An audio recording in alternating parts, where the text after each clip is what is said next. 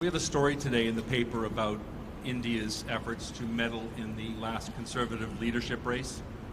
Now, your predecessor had asked Pierre Poilievre to get a security clearance so he could obtain briefings about threats.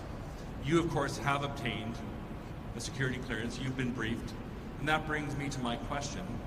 Just before the election, you removed a three-term Liberal candidate from the riding of Nepean, Chandra Arya. That's a very serious decision and a very drastic decision. You've been briefed. Can you tell us why this was necessary, and did it have something to do with his close relations with the Modi government in India? Thank you for your question, Steve. Let me say a few things. The first is that I find it beyond baffling. I find it downright irresponsible that the leader of the opposition, day after day, month after month, year after year, refuses to obtain his security clearance. As a normal course in peacetime, when times were tranquil, that's unacceptable then.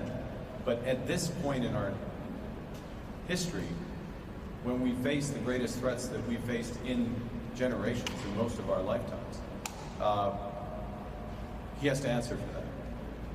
And he particularly has to answer for that, given the reporting that I understand you did, you and your colleagues did today, and the lack of integrity in the Conservative leadership race. Now, I will observe that in the Liberal leadership race, every effort was made to protect the integrity of that race, including, I'll be frank, quite an onerous technical system for voting to verify identity, location, so that that was held up. And some people couldn't vote because of that. We decided to take that risk because we wanted the highest integrity for that race. As part of that process, of course, there were reviews of candidates and suitability, myself included, appropriately. Certain information came to light.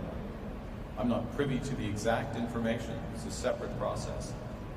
Certain candidates were disqualified from that race.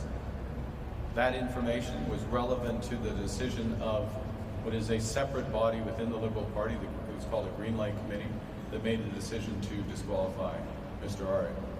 I can assure you that information that we have, I'm saying broadly as a party, not me personally, because I don't have the specific information, is shared with the relevant authorities. We take this incredibly seriously.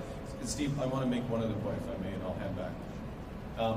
One of the acts that I took as Prime Minister in the 9 days between being sworn in and asking the Governor-General to dissolve Parliament and call this election was to strengthen the critical election incident protocol.